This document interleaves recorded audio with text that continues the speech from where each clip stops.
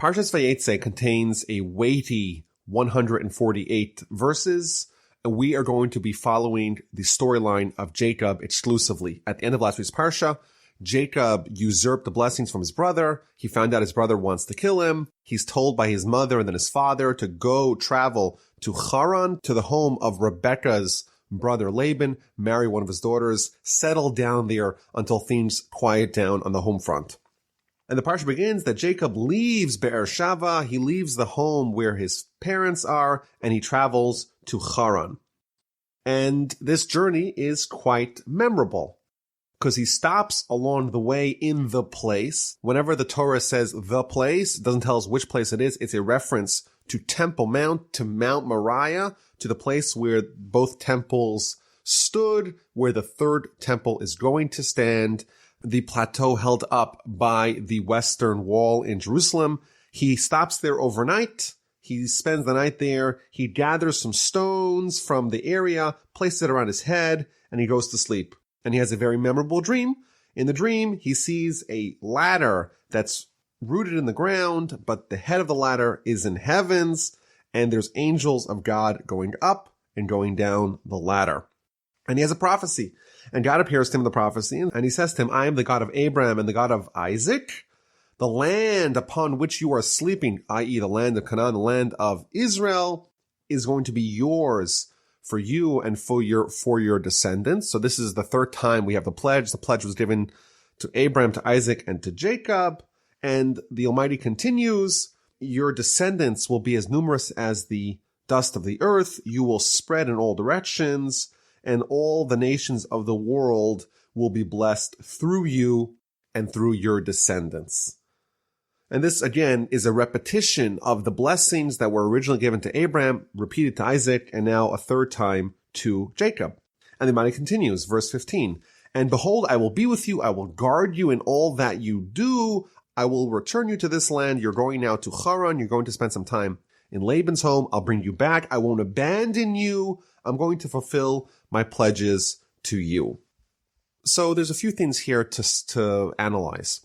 First of all, why is Jerusalem, why is Temple Mount called the place, and it's not identified as Jerusalem by name? There's all kinds of other names given to Jerusalem, to Mount Moriah, to Temple Mount in the Torah, but Jerusalem is not one of them.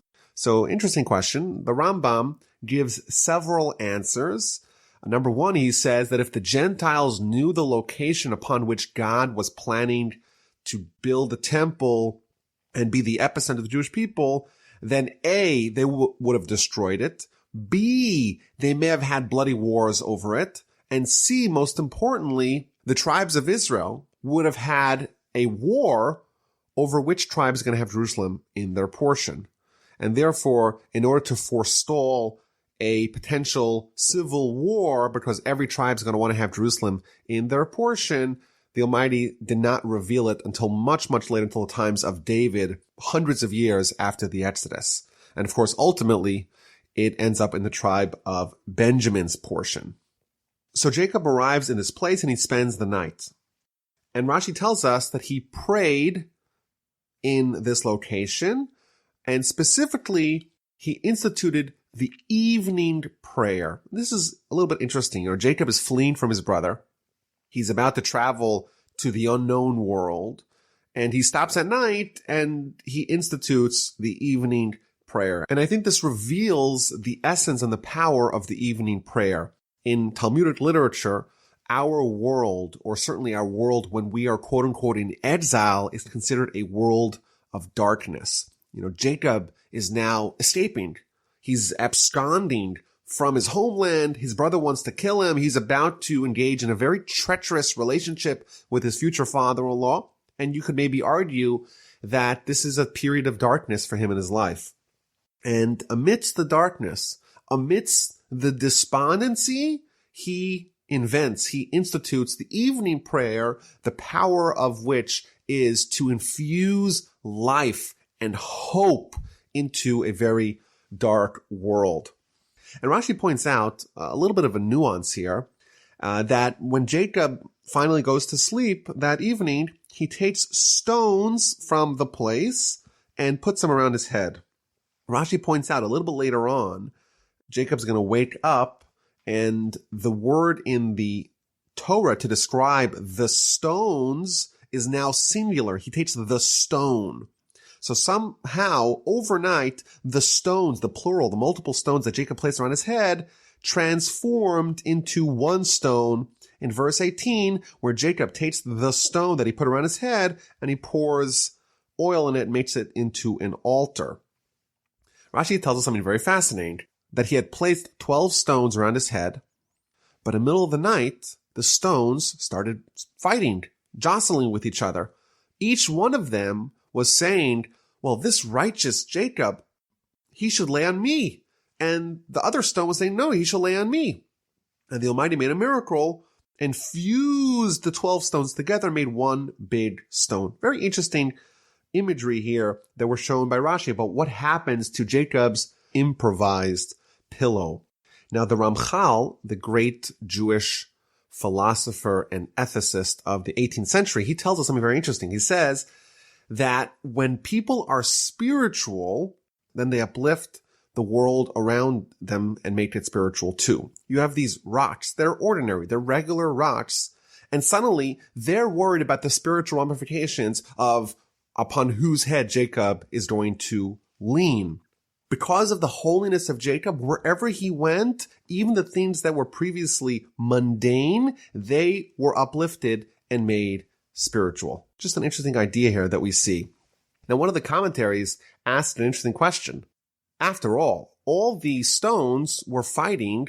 Each one of them wanted to have Jacob rest his head upon that stone. So what the Almighty do? The Almighty fuses the stone into one big stone. Well, how does that solve the problem? Even though they're all one stone, Jacob has to have his head on one part of the stone. And therefore, the competition, the fighting between the stones should continue.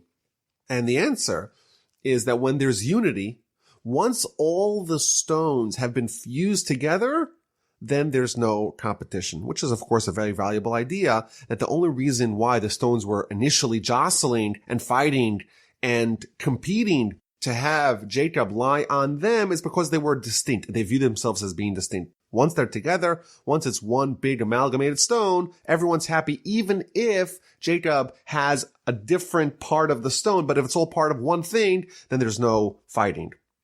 Now, if you read the verses critically, you'll notice that Jacob heads towards Charan, towards the house of Laban, and then suddenly he decides to end up in a different place, to end up and spend the night in Temple Mount. Rashi tells us actually how he ended up there. Initially, he went past Temple Mount and was already in Charan. And then he stopped and he reflected and he said, I made a mistake. Abraham, he prayed on Temple Mount. Isaac prayed on Temple Mount. And I never went to pray there. So he turned around and he was inspired to go back to Temple Mount and to pray. And the Almighty made a miracle that the way was expedited, that he was able to fast forward his way to get there really quickly. So there's two interesting points here that Rashi is conveying. Number one, that the Almighty didn't give him this inspiration. He initially passed by Temple Mount. He didn't think about stopping there, and the Almighty didn't stop him. Because if someone is not personally inspired to do something, then the Almighty is not going to inspire them. However, once Jacob makes the first step to say, oh, I made a mistake. I should have stopped there. I should have prayed. He turns around and heads back to Temple Mount. The Almighty will help expedite it. And as a result, he got all these amazing eternal blessings. The Almighty tells him he's going to watch him and guard him, and he'll proliferate in all different directions. He'll have the land of Israel. His descendants will be like the dust of the earth. It's possible that had Jacob not been inspired to turn around and say, oh, I should go there and I should go pray, he would not have gotten all those amazing eternal blessings for him and for the Jewish people. And the Torah stresses that his prophecy was amidst a dream. And by my count, there's 11 dreams in Genesis, and each one of them are prophetic. Now, the Talmud tells us that in general, dreams may have a smidgen, an inkling of prophecy. It's 1/60th by the Talmud's calculation. And the average dream is still 1/60th of prophecy. But the Rambam tells us something very interesting. He says that all prophets only experience prophecy in a dream-like trance. All prophets, with the exception of Moses, are not fully awake when they absorb the prophetic message. And the idea behind that is very powerful. When you are going to communicate with God, you're not talking to God via your body. It's your soul that's capable of prophecy. And the body, in fact, is an inhibitor. And therefore, the only way to batter through the resistance of the body resisting prophecy is that it needs to be lulled into sleep, to become unaware of its surroundings and allow a window, a void through which the soul can have its prophecy with God. And the nature of the prophecy is that he sees a ladder, and the ladder's roots are in the ground, but its head, its top, is in the heaven. And there's all kinds of homiletic interpretations here to this path to greatness that's evident in the ladder. So just to share a few of these ideas. Number one, that our ascent to spiritual greatness is modeled after a ladder. Like we're climbing to heaven one rung at a time. With each step, with each movement towards God, towards the heaven, we get the opportunity to move on to the next step and so on. And of course, we don't try to jump too many steps at once. If you try to conquer the whole ladder at once, you'll fall down, you have regression. That's one idea. Another idea we'll find in the more Kabbalistic sources that a ladder is modeled after the soul. You know, we have a soul in our body, and that essentially means that the soul is rooted to the ground, to the earthly world. It's bound to the body. But like the ladder, like this ladder in Jacob's dream, part of the soul is still in heaven. Its roots, its spiritual roots, are from above. And the soul is kind of straddling both worlds. Its homeland, its origin is in the spiritual world, and it is drawn into our physical body. One more idea from this ladder, Jacob sees in the ladder angels going up and angels going down. And these two are the models of our pursuits of greatness. There's the angels going up, and then there's the angels going down. We could take the holiness and draw it from above, like the descending angels. We have angels from heaven, and we bring them down to us. That's one model of achieving greatness. And then there's a second model, which is the angels going up, the ascending angels, to uplift what is low, to take what is here and bring it up. Alternatively, there's to take what's up and bring it down. So Jacob wakes up after this amazing dream and these amazing prophecies, and he realizes the seriousness and the holiness and the hallowedness of this place. He gets frightened. He says that had I known that this place was a place of holiness, I wouldn't have gone to sleep there.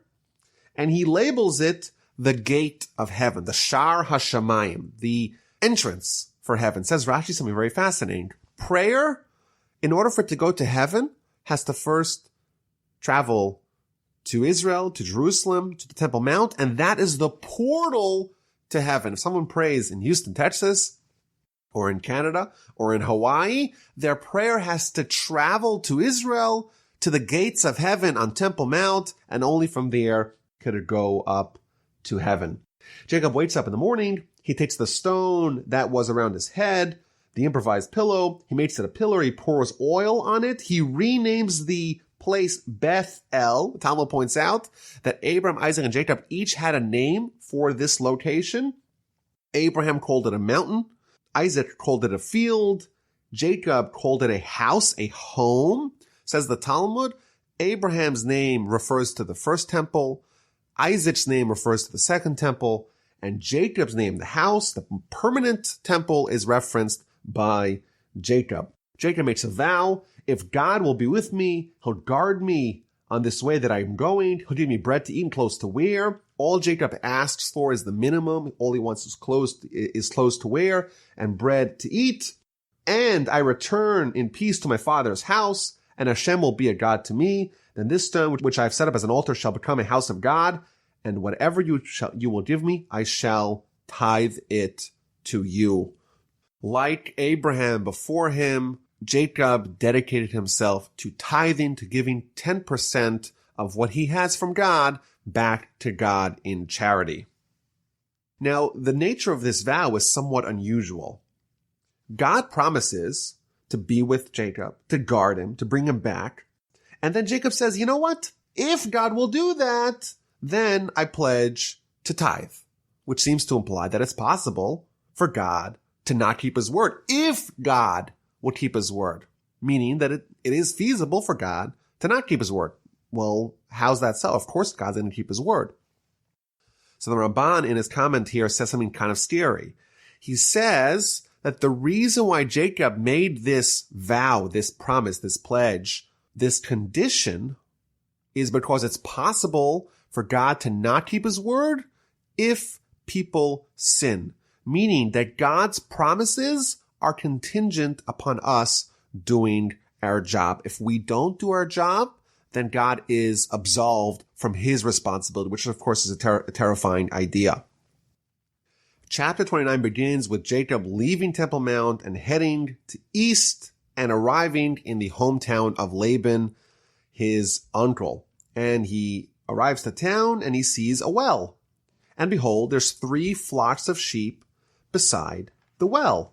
And they're all waiting to have enough herdsmen, enough shepherds come to the well, because on top of the well there's a huge stone, and they can't get any water to give water to their flocks until the stone is rolled off. And therefore they're just sitting around, loitering around, waiting for more people to come to uncork the well. And Jacob reaches out to them, and he says to them, my brothers, where are you from? We're from Charan. Do you know Laban, my uncle? He says, we know him. How's he doing? He's doing well. His daughter Rachel is about to come together with the flock. And Jacob muses to them. I don't understand. You're just sitting around here loitering, waiting for something, obviously, but it's the middle of the day. Why are you not tending to your flock, grazing with them? Why are you sitting around here doing nothing? And they respond, we have to give our flock water, but we can't do it because there's the huge rock, the huge stone on top of the well. We're waiting for enough people to come to roll it off. Now, it's kind of interesting because last week we had another episode with the wells that Isaac dug, the 3 wells. And here we see another very long and almost tangential story here where Jacob is now meeting with the well, and there's 3 flocks waiting for the water to be uncorked. Very strange episode. And again, the Ramban explains that this is a reference to the temples. The well, that's the temple. The 3 flocks, the 3 shepherds with their flocks, are a reference to the 3 festivals. There's 3 festivals when all of Israel goes to the temple in a pilgrimage. The water that's in the well is the experience of drawing holiness from the temple on the festivals. And the stone, that means that there's 3 times a year where the water is available for everyone. And then after the festival's over, it gets covered with a proverbial stone. You have to wait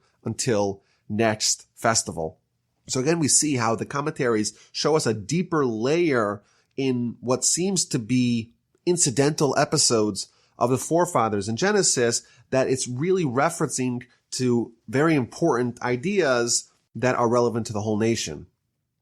Now, when Jacob starts rebuking them, he says to them, what are you doing here? Why are you just loitering? Rashi tells us something very important. Rashi says that Jacob tells them, I don't get it. If you're being hired by the owner of the flock, then it's your responsibility to make sure that you do a complete day's work. It's inappropriate for you to be hired to do a job and not execute responsibilities faithfully. And this seems a little bit odd. Jacob arrives in town and he meets people And he asks a few preliminary questions and right away begins to seemingly attack them. He's saying, what are you doing? You're being dishonest. What's going on over here?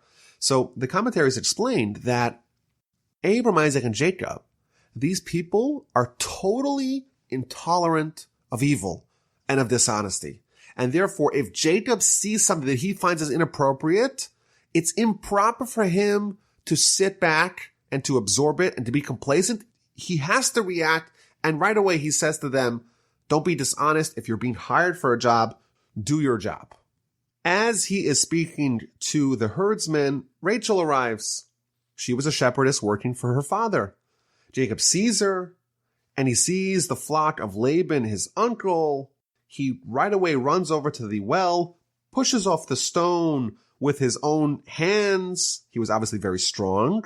And he gives water to the sheep of Laban, his uncle. He walks over to Rachel, his first cousin. He kisses her. He starts crying. And he tells Rachel that we're first cousins, we're relatives. He is Rebekah's son. And she runs and tells her father. Why does Jacob cry when he sees Rachel? So Rashi gives us two reasons. Number one, because Jacob foresaw prophetically that he's going to marry Rachel, but he's not going to be buried next to her. In the cave that we spoke about 2 weeks ago, Jacob's going to be buried himself, but his other wife, Leah, Rachel's sister, is going to be with him, buried next to him. Rachel's going to be buried somewhere else.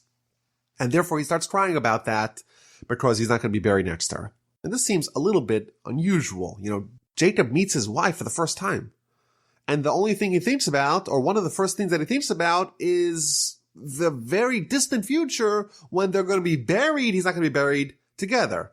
So even though Jacob's able to understand things prophetically and be able to see the future to a certain degree, it seems odd that the very nascent stages of the relationship, he just met her.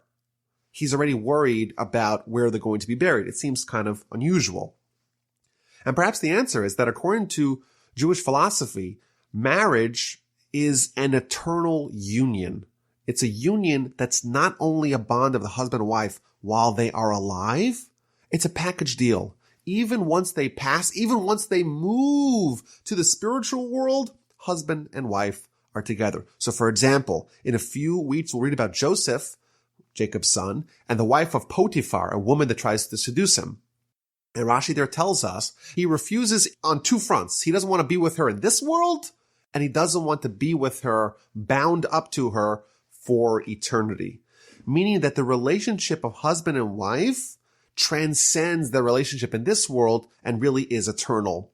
Jacob sees prophetically that he's not going to be buried next to what he thought was his soulmate, Rachel, and that indicates that their union won't be complete, and therefore he is saddened. Alternatively, Rashi tells us the reason why Jacob was crying is because he came empty-handed. 2 weeks ago, we read about Eliezer, who was the servant of Abraham. He comes to court Rachel, and he brings all kinds of jewelry. And here Jacob comes with nothing. Why did Jacob come empty-handed? So Rashi says something very fascinating. Eliphaz, the son of Esau, was sent by Esau to go murder Jacob. So Jacob was laden with all kinds of jewelry, and Eliphaz comes, and upon the instruction of his father, is about to kill Jacob. But Eliphaz was very disturbed by this. He didn't want to kill his uncle Jacob. But he was between a rock and a hard place. On one hand, he didn't want to kill his uncle Jacob. On the other hand, his father Esau told him to go kill him. So what did he do? So Jacob came up with a loophole, with a solution. He says, and this is recorded in the Talmud, if someone is poor, if someone is destitute, well then it's considered as if they're dead. On a certain level, they are lacking life. And therefore Jacob advised him, take all the money that I have, take all the jewelry that I have, and then it's considered as if I'm dead, and therefore I'm still alive, but you could go tell your father, you know what, I killed him on a certain level. And that's what happened. And therefore Jacob arrives, and he's penniless. And he's sad because he wasn't able to offer to his prospective bride, Rachel, what he believed she deserved. One of the commentaries suggests something very interesting. Jacob's crying because he's not rich or he's penniless. Is that something that someone like Jacob should really be worried about? Why is he so disturbed that he's coming empty-handed? And the suggestion was that, Laban and Rebekah, these are two siblings living not only in opposite sides of the world, but on opposite sides of the spiritual spectrum. You have the idolatrous family, Laban's family, and you have the religious, the monotheistic family of Rebekah in Israel. Jacob is worried that people will have a certain stigma about the people who are more religiously inclined, more monotheistic, that they're not successful. They're not able to carry their weight. And they're poor. They don't have their affairs in order. That is a certain criticism that could be levied, and maybe still is today levied, on the people that are more focused on the spiritual world, but they're not put together. They don't dress well. They're not financially adept. That's a common criticism even today. Jacob was worried about the implications of that criticism, this idea that he could be maligned for his arriving empty-handedness and what that may say in the eyes of the onlookers about what living in a more spiritually inclined world does to you. It's like you have to forfeit. And Jacob's, no, you don't have to forfeit. Isaac is the most spiritually advanced person in the world and the richest person in the world. And that's really the way it could be. Maybe it ought to be. You don't necessarily forfeit anything substantial really by embracing the spiritual world. In the end, you have it all. When Jacob was not able to demonstrate that, he was saddened and he cried about the misconceptions that could be drawn from that reality. Laban hears that Jacob is there. He runs out to him.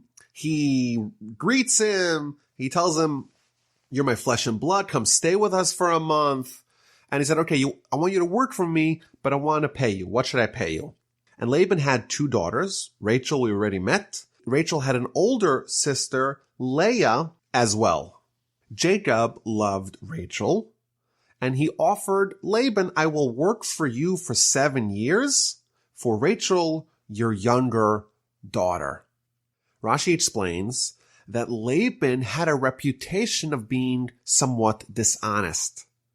And therefore, when Jacob identifies the woman he wants to marry in exchange for 7 years of work, he's very specific. Rachel, your younger daughter. If he just said Rachel, after 7 years of hard work, Laban might find the neighbor Rachel and give her as a wife for Jacob. If he said your daughter, Rachel, well, then maybe Laban would go to the DMV and do a name change and change Leah's name to Rachel and give him Leah, who's now called Rachel. Therefore, he said, Rachel, your daughter, the younger one. Jacob instituted all kinds of safety measures to prevent fraud, and in the end, it didn't work, as we shall see. So the deal was struck, Laban agreed, and Jacob worked for 7 years in exchange to marry Rachel, and he loved her so much that those 7 years flew by. 7 years later, Jacob says to Laban, "I have fulfilled my term. Give me my wife. I want to marry Rachel." So Laban makes a huge party. And in the evening, he does a switcheroo. He takes Leah, his older daughter, and puts her under the veil as the bride. And Jacob marries her, not realizing that it is Leah, not Rachel. Laban gives his daughter Leah Zilpah, a different woman who's a maidservant. Later on, we find out that Zilpah was young, and she was part of the ruse because she was really supposed to be the maidservant that's supposed to go together with Rachel. And in the morning, Jacob wakes up and he finds out that he's married to Leah instead of Rachel. So he runs over to Laban and says, "This is not fair. What have you done to me? I worked for you for 7 years for Rachel. Why did you deceive me?" And Laban says, "Well, our policy Our custom is that first the older daughter gets married and then the younger daughter gets married. And therefore, it was improper for me to give you Rachel before Leah is married. However, says Laban, I'll give you Rachel as well, but you have to work for me for an additional 7 years. So we see already that Jacob had cause for concern. He knew that Laban was very deceptive, and indeed, Laban seemed to have overcame the safety measures that Jacob instituted, and he snuck Leah instead of Rachel as a wife for Jacob. Jacob agreed to these new terms, and he married Rachel, and Rachel was given Bilhah, a second maidservant, and now Jacob is married to two of his first cousins, two sisters, Rachel and Leah, and he works for an additional 7 years after he marries Rachel. He wasn't willing to work ahead of time. He didn't trust Laban. Now he's married to the second daughter, Rachel, as well, and he's going to work after the wedding, after he's married to both sisters, he'll work to pay up for his rights to marry Rachel. So there's a lot to unpack here. For one, I think we can maybe make a speculation. Last week's Parsha, it was Jacob engaging in deception. He was the one who acted as one brother instead of a different brother. He masqueraded, he disguised himself as his older brother. And maybe that boomeranged back at him in a deception that was done to him, where again, two siblings were swapped and one was passed off for the other, which is just an interesting idea in general.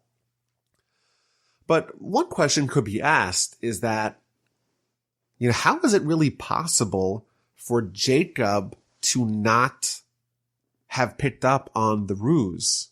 How is it possible that he didn't realize that the woman he was marrying is indeed Leah, not Rachel? So there's a few answers to this question. I think the simple answer is that just like Jacob and Esau were twins, Rachel and Leah were twins too, so they might have looked kind of similar. And maybe also one of the commentaries suggests that Laban made a big feast. Maybe there was alcohol that could have influenced Jacob's ability to perceive what was happening. Rashi says something very interesting. Rashi says this teaches us the modesty of Jacob. Even though he was living with his family for 7 years, he wasn't fraternizing with the girls until he married them, and therefore he was so removed from them that he didn't notice that indeed he was marrying Leah and not Rachel. Rashi also tells us something very fascinating. Rashi says is that Jacob instituted another fraud prevention measure. He gave a secret code to Rachel. And he said to Rachel, this is the code, and I want you to share this code with me under the wedding canopy, just so I should know for sure. It's like two-factor authorization, just so I know for sure that you are Rachel, and I'm not sharing the code with anyone else. In the middle of the wedding, Rachel sees that Leah's being sent to the wedding canopy, and she is totally unaware of the secret code, and she is now about to be subject to a terrible humiliation in front of everyone. So she runs over to Leah and she tells her the secret code. And therefore, under the wedding canopy, Jacob asks for the code, and Leah, having been informed of the secret code by her sister Rachel, she responds with the code, and therefore Jacob was assuaged that indeed he got the right one. And this shows the tremendous self-sacrifice of Rachel. She was willing to forfeit the love of her life, the man that she had hoped to build the Jewish people together with. She had forfeited that in order to prevent her sister from shame. The Talmud tells us something very striking. It's preferable for someone to throw themselves inside a fiery furnace to kill themselves, in effect, to not whiten the face of their fellow publicly. To avoid shaming someone else, you're even supposed to maybe even kill yourself. Rachel was so concerned about the shame of her sister Leah, even if it meant giving up everything, she conveyed the secret code to her sister. Jacob finds out about what happened, and he says to Laban, "What is this you have done to me? Was it not for Rachel that I worked for you? Why have you deceived me?" It's remarkable how Jacob had a very measured reaction. He didn't throw chairs. He didn't raise his voice. He didn't get angry. This is a superhuman response to the grand deception that Laban perpetrated. And in the end, Jacob agrees to the terms set forth by Laban. He'll marry both sisters, and he'll work for an additional 7 years, even though it was Laban who had reneged upon the contract of giving Rachel as a wife after 7 years of work. Now, there's a technical problem at play here. By Torah law, a man is not allowed to marry two sisters simultaneously if they're both alive. If a man marries one sister and that sister dies, he's allowed to marry her sister subsequently. But if the first wife is still alive, he's not allowed to marry the second wife. And we know that Abraham, Isaac, and Jacob, the Talmud tells us, they observed all of Torah. So how did Jacob marry two sisters? So there's many answers to this question. The Ramban we've mentioned in the past tells us that Jacob observed all of Torah so long as he was in the land of Israel. Now he is in Charan. He's outside of the land of Israel. He didn't observe all of Torah. And therefore, it was Rachel, when they were about to re-enter the land of Israel, it was Rachel who died because she was the one who encroached upon the prohibition of marrying two sisters. She was the one who married Jacob second, and therefore she was the one who had to die when he was about to enter Israel. That's what the Ramban says. There are many other answers to this question. I want to share just one of them, brought from the Kesav Sofer. He says that a person is not allowed to marry two sisters, but this is the only one that after the death of one of the relatives, he's allowed to marry the other one. And he proves that the reason why the Torah does not allow one man to marry two sisters is because those two sisters will become rivals and they'll fight over who gets more attention, more love from their husband. And therefore, once one of the wives dies, one of the sisters die, it's okay for him to marry the second sister. And here, Rachel is demonstrating tremendous self-sacrifice for her sister, tremendous selflessness for her sister by giving her the codes. Jacob was sure that there was sisterly love between the two, and he wouldn't encroach on this problem, that these sisters won't be at each other's neck. And therefore, he felt comfortable, again, because it was prior to Sinai, prior to the Torah being mandatory, he felt comfortable marrying two sisters, given the conditions that existed in that family.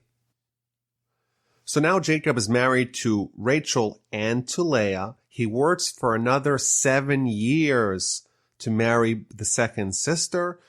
Rashi tells us that Jacob displayed tremendous integrity, that he worked with the same dedication in the first 7 years as he did with the second 7 years, even though it was only via Laban's deception that he ended up having to work for a second 7 years. Leah is not as loved as Rachel is, and therefore the Almighty opened up Leah's womb. She's very fertile, but Rachel remains barren. Leah has 4 sons in quick succession: Reuben, Shimon, Simeon, Levi, and Judah. And Rachel has 0 children. In each one of these 4 children, she names the child based upon the feelings that she's having and the appreciation that she's having for what this creates in the family. And she names, for example, Judah. The word Yehuda means appreciation or thankfulness. And she's thankful to God that she has a 4th son, and therefore she names him Judah. The Talmud tells us that until Leah thanked God for having a child when she named her fourth son Judah, there was no one that had that same level of appreciation for God in history. Chapter 30 begins where Rachel sees that she doesn't have any children, and her sister is having many children, and she becomes envious, and she tells Jacob, "Give me children, otherwise I am dead." Simply stated, Rachel was envious of the fact that her sister Leah had children and she did not. Rashi tells us something very fascinating. Rashi says that Rachel was envious of her sister. She was envious of her sister's good deeds that resulted in her being meritorious in having children. Rashi is revealing to us a different understanding in the Torah, that the envy was not just simple base envy, rather it was envy of the spiritual deeds that resulted in Leah having fertility. So Rachel tells Jacob, "You have to pray for me." Ultimately, Rachel takes her maidservant Bilhah and gives her to Jacob. They have 2 children together. Leah sees that she stopped having children, so she takes her maidservant Zilpah and also gives her to Jacob as a wife, and she also has 2 sons. So the final tally is that Jacob has 4 wives: Rachel, Leah, Bilhah, and Zilpah. And thus far, he has 8 sons, 4 from Leah and 2 apiece from Bilhah and Zilpah. And then we read the story about the dudaim. These dudaim are some sort of herbs or spices that were believed to help contribute towards fertility. Reuben, the oldest son of Jacob, the oldest son of Leah, he goes out in the time of the wheat harvest. He finds these dudaim, these aphrodisiacs or some other sort of herbs in the fields, brings them to Leah, his mother. And Rachel says to Leah, "Please give me some of your son's dudaim. Give me some of these herbs or plants that could contribute towards fertility." So Leah responds in a very surprising way. She said to her, "Was your taking my husband insignificant, and now you take even my son's dudaim?" And Rachel responds, "Therefore he should lie with you tonight in return for your son's dudaim." So Leah's reaction to Rachel's request is very puzzling. After all, Rachel forfeited being Jacob's sole wife by revealing to Leah the secret code under the canopy. And here, Leah tells her, "Was your taking my husband insignificant?" as if it was Rachel who took Leah's husband, not vice versa. And I think what this reveals is something very, very incredible. Rachel, when she revealed the secret code to her sister Leah, she didn't reveal to her that really she was supposed to be the wife of Jacob. She conveyed it to her sister Leah as if she was the messenger. "Oh, Jacob wanted me to send you this secret code." That's what she told her. She never revealed to her. She never made her feel bad to say that, "Oh, you're the Johnny-come-lately. You're the second best option." Thus, in Leah's eyes, it's Rachel who was the one who took her husband, not that she took Rachel's husband. And this, I think, shows us the greatness of these women. First of all, it shows us incredibly how Rachel was able to not only forfeit her husband's sole attention and focus, but also that she never rubbed this in the face of Leah. Leah never knew what we know, that really she was not intended for Jacob. That's number one. But this also shows us Leah's greatness, that she held out until now. When Rachel asks for the dudaim, she explodes. And she says, "Was it not enough that you took my husband? Now you want to take even this from me?" In her eyes, she was always the one who was intended for Jacob. And the fact that Jacob ended up marrying Rachel was her forfeiture of Jacob to her sister. And therefore, she's so incredulous when Rachel is making this unwarranted request. And Rachel responds, "Okay, In exchange for you giving me some of the dudaim, I am going to allow you to be with Jacob tonight. It was my night, and now you could have it instead. So Jacob returns from the field in the evening. Leah goes out to greet him, and she says, no, you're not spending the night with Rachel. You're spending the night with me because I have purchased it with my son's dudaim. And Jacob spends the night with her, and she becomes pregnant, has a fifth son, Yisachar, and eventually a sixth son too, Zevulun. Rashi tells us something very harsh, that because Rachel belittled spending the night with Jacob, she exchanged it for some plants, for some aphrodisiacs. Therefore, as a result, she did not merit to be buried with him. The Torah is unfathomably harsh in its judgment of the righteous. Rachel was a little bit too flippant about what it means to spend the night with Jacob, and she suffered eternal consequences by not being able to sleep with him, to be with him, to be buried next to him for eternity. And I think more broadly, this idea of resorting to natural means to have babies, whether or not these dudaim were actually effective, is a separate question. But regardless, it does show that they were doing whatever they can to have children, not just praying. It's effort plus prayer. That's the magic formula that we try to strike. After Leah has two more sons, she has a daughter whom she names Dinah. Dinah means judgment. Rashi explains that she made a judgment with herself. She had already 6 sons. Her sister Rachel had 0 sons. And there is only 2 more sons left because they knew prophetically that Jacob was destined to have 12 sons. If she were to have a 7th son, then Jacob's sons would amount to 11, and there will be only 1 more son left for Rachel, and she will have less sons of Jacob than the maidservant, and therefore she made this judgment that it's improper for her to have another son, and she prayed, and the son that she had inside of her turned into a female, which may help explain why Dinah, this daughter of Jacob, may still have had some lingering male tendencies that got her into trouble later on in Genesis. And in verse 22, God remembered Rachel. God listened to her. He opened her womb. She conceived and bore a son.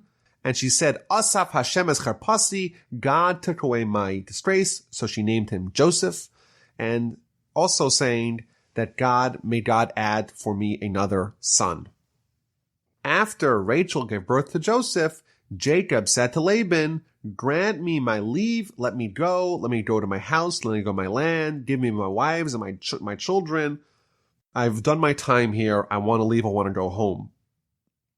Rashi explains that Joseph is the flame to actualize the fire of Jacob.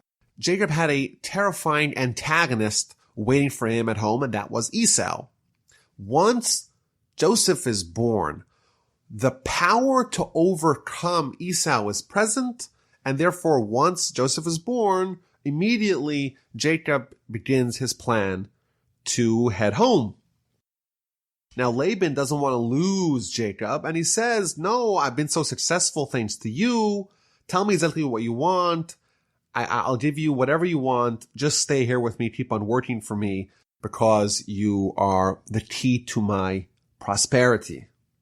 They eventually agree to a deal. Jacob's going to continue working for Laban, but he's going to start earning assets that are going to be his to keep. They're going to remove all the speckled and spotted animals, and they'll keep only the white animals, the white sheep. But all animals that are born with speckles and with spots, i.e. all animals that buck the genetic trend, are going to be given to Jacob.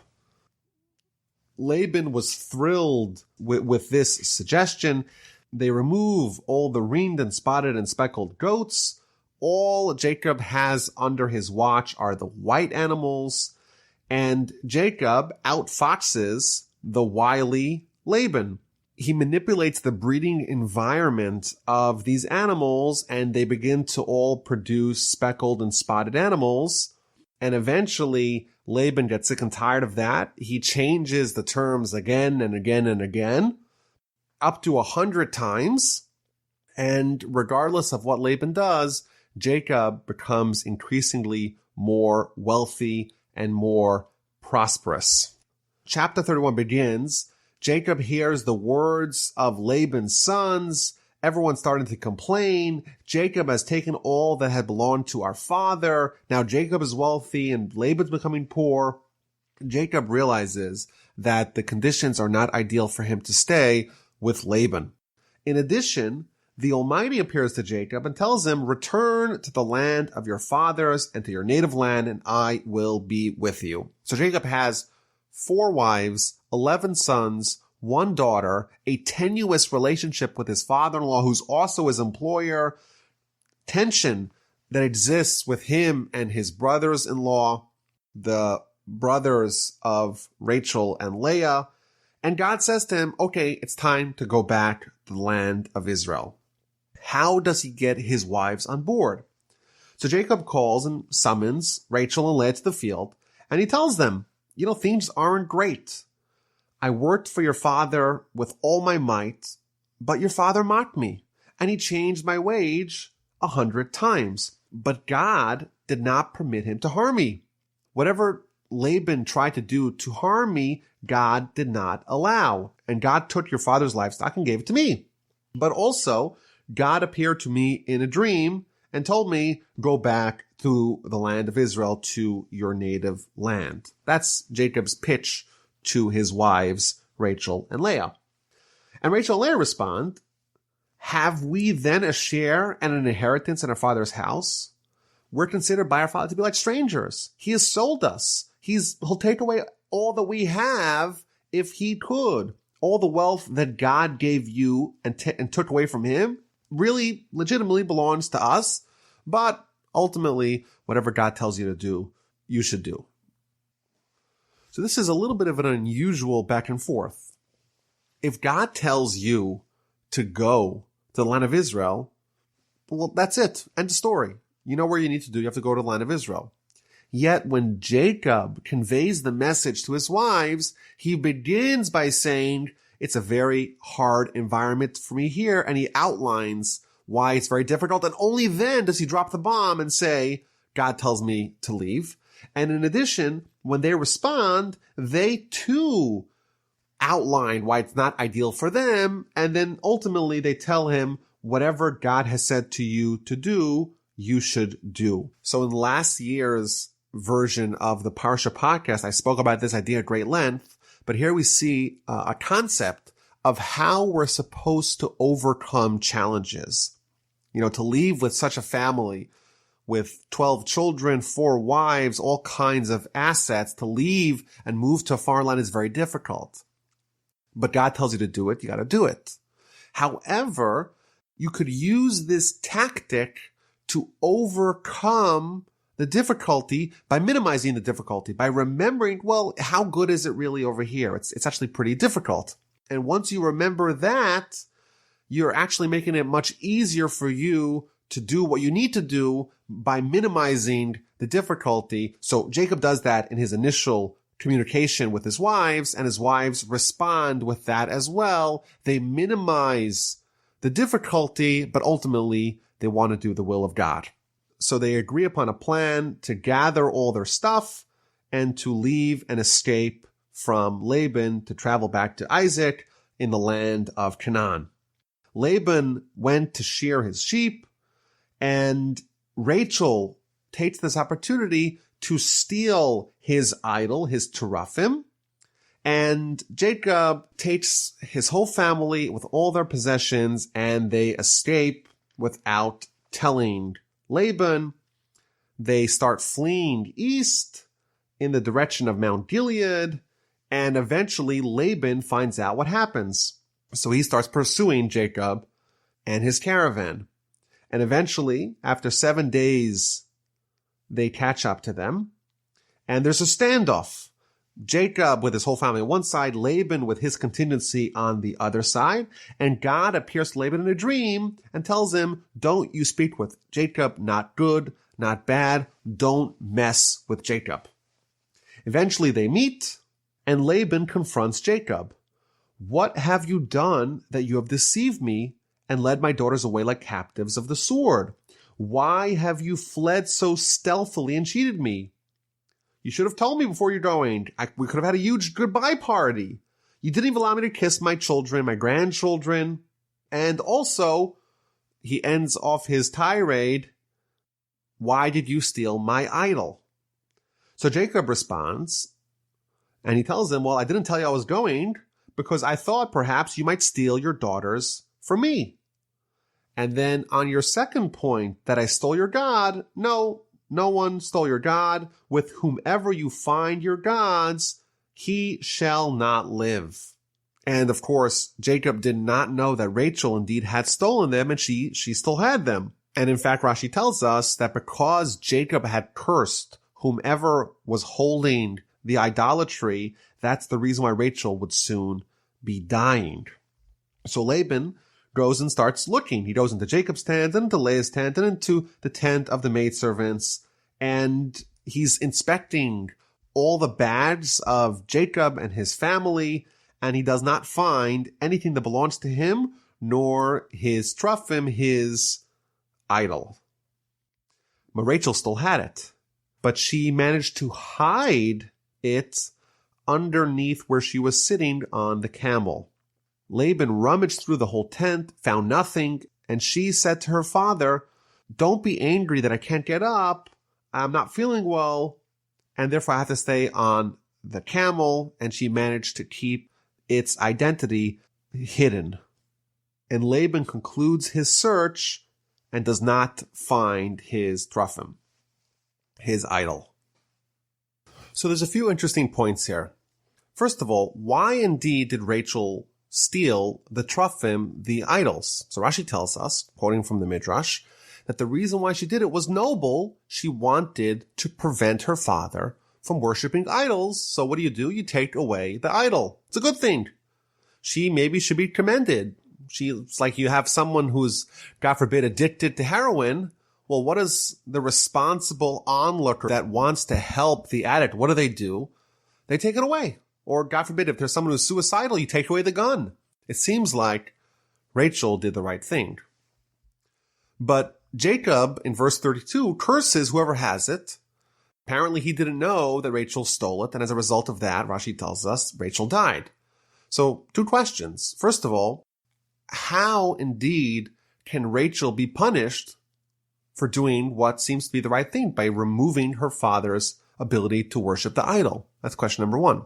Question number two, Jacob did not suspect that Rachel, or maybe even someone else, would do the right thing and take away the idol. Why does Jacob say so definitively, whoever has the idol is going to die? So I want to maybe suggest an answer. Jacob knew that someone may take the idol, but hopefully by the time they've traveled for 7 days, they would have discarded it.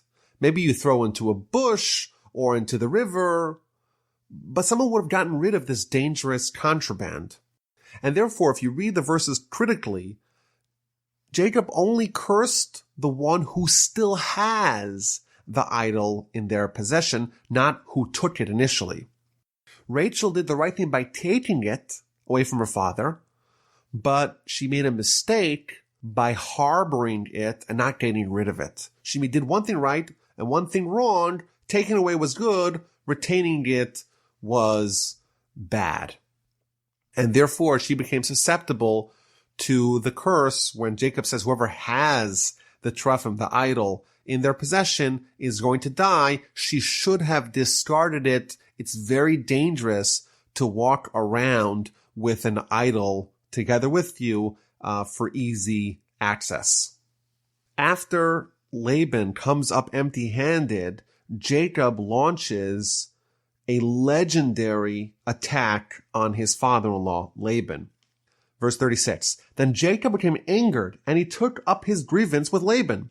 Jacob spoke up and said to Laban, "What is my transgression? What is my sin that you have hotly pursued me? When you rummaged through all my things, what did you find of all your household objects? Set it here before my kinsmen and your kinsmen, and let them decide between the two of us. For 20 years I've been working for you. Your animals never miscarried. I never ate any of your animals from your flock. If an animal got injured, I absorbed the loss. If it was stolen, if it was injured by day or by day scorching heat consumed me, frost by night. I lost sleep over your animals. For 20 years I have been in your household, 14 years for your 2 daughters, 6 years for your flock. You changed my wage 100 times, and if not for the fact that the Almighty was watching over me, I would have totally been empty-handed, have nothing to show for my 20 years of hard work for you. God saw my wretchedness and the toil of my hands, and he admonished you last night." Jacob levies a scathing attack on Laban for his egregious mistreatment of him. And Laban responds in verse 43, "Then Laban spoke up and said to Jacob, the daughters are my daughters, the children are my children, the flock is my flock, and all that you see is mine." Laban is completely unreasonable. There was no one to talk to. Jacob outlined logical arguments of why he was mistreated, and in a completely disingenuous way, Laban totally disregarded all of Jacob's arguments. The sons are mine, the daughters are mine, the flock is mine, everything is mine. And we see sometimes that sometimes there's going to be a conflict, and one side is not willing to listen, and no matter what you say, no matter how clearly you outline your arguments, no matter how clearly rational and intellectually sound they are, it doesn't matter. If the other side is unwilling to listen, unwilling to hear, no matter what you say, you may not be able to penetrate that. And Laban continues and proposes a truce, a treaty. "Yet to my daughters, what could I do to them this day, or to the children whom they have borne? So now come, let's make a covenant, I and you, and the Almighty should be a witness to me and you." They take a bunch of stones, they build a monument, they pledge to each other that neither of them will cross this DMZ to harm the other. They make a feast, they break bread, they spend the night together, and in the morning, Laban departs back to his homeland. He kisses his sons and his daughters, he blesses them, and Jacob continues along the way. As he's about to arrive in the land of Israel, angels appear to him. Now the angels of Israel are there to accompany him. He spent 20 years together with Laban. He managed to survive and thrive under those very treacherous conditions. Now it's time for him to head back to Israel and to face the music with Esau, the brother, still hell-bent on killing him. And their interaction is going to dominate the beginning of next week's Parsha, Parshas Vayishlach.